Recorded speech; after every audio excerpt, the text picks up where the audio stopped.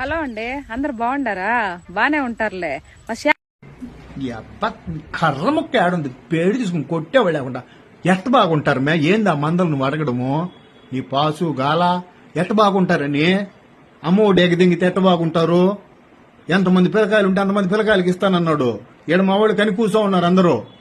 ఎట్ట బాగుంటారని? నిరుద్యోగ వృత్తి 3,000 రూపాయలు ఇస్తాను నిరుద్యోగులకి. ఊర్లోకి పోయి అడుగో.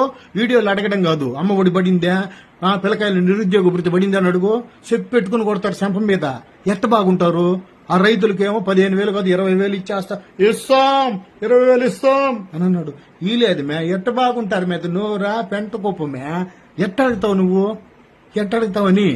నిరుద్యోగులకు 4 లక్షల ఉద్యోగాలు ఇస్తాడు ప్రతి సంవత్సరం. ఇలా ఆటో వాళ్ళకి 10,000 రూపాయలు వేసేవాడు జగనన్న. అది ఎత్తిపద్యంగాడేనా? ఎట్ట బాగుంటారు? 8వ తరగతి పిల్లకాయలకి ట్యాబులు ఇచ్చేవాడు మే.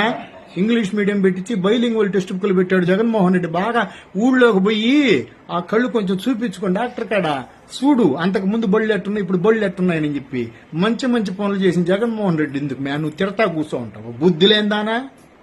లేదా ఎప్పుడు పడద్దో చెప్పేవాళ్ళకి మన కూటమి ప్రభుత్వం 8 నెలల్లో సాధించినటువంటి విజయాల గురించి చెప్పమే.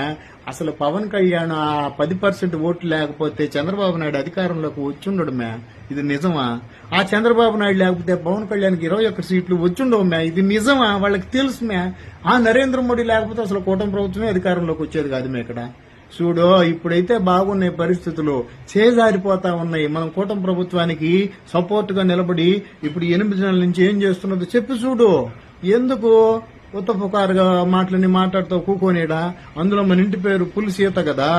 ఊర్లో వాళ్ళు నీ మీద అభిమానంతో ఒరే మా ఎమ్మి పులిసీత అయిపోయినే, పులికి మచ్చలు ఉంటాయి మా పిల్లకు లేవని చెప్పి మచ్చలు ఇట్టేస్తారు ఊర్లో. అది మందల ఆ మచ్చలు పెట్టించుకున్నాం అనుకోని ఇంగు పులిసీత అవుతావు. మనం జగన్మోహన్ రెడ్డిని రోజక్కని తిట్టడం కాదు. మన వాళ్ళు ఏమి ఎలాగ పెడుతున్నారో అది చెప్పమ్మా. మందు రేట్లు తగ్గించినట్టే తగ్గించి 15% పెంచేశారు మందు బాబులంటే అభిమానం కదా మీ చంద్రయ్య మావకి, లోకేష్ బావకి. అందులో పవన్ కళ్యాణ్ గారికి కూడా మందు బాబులా గుండెల మీద కొట్టాడు అని అన్నారు కదా. ఇప్పుడు గుండెల మీద కాదు, కొంచెం 4 గుడుకులకి ఎన్నికకి కొట్టారు. ఆరోగ్యశ్రీ ఎత్తిపార్దింగినారు సీతమ్మ. అదెంత అన్యాయం అనుకోవాలా? 25 లక్షల దాకా ఆరోగ్యశ్రీ చూపించుకోమని చెప్పి జగన్మోహన్ రెడ్డి చెప్తే ఈయనొచ్చి మన ఎందుకు మోడీ పెట్టున్నాడు కదా పెద్దది ఆరోగ్యశ్రీ, మన ఆరోగ్యశ్రీ ఎందుకు మళ్ళీ అని చెప్పి అది ఎత్తాడు బారినొక్కారు. నిజం చెప్పు, ప్రతి 50 ఏళ్లకి ఒక మంచి డాక్టర్ని పెట్టాడు, ఫ్యామిలీ డాక్టర్ని జగన్మోహన్ రెడ్డి. ఇప్పుడు ఉందా? అలా బియ్యం ఇంటింటికి ఇయడం తప్పు అని చెప్పాడు. ఇప్పటికీ తిప్పుతున్నాడు జగన్మోహన్ రెడ్డి బొమ్మ మీద అలా ప్లాస్టర్ అంటించి.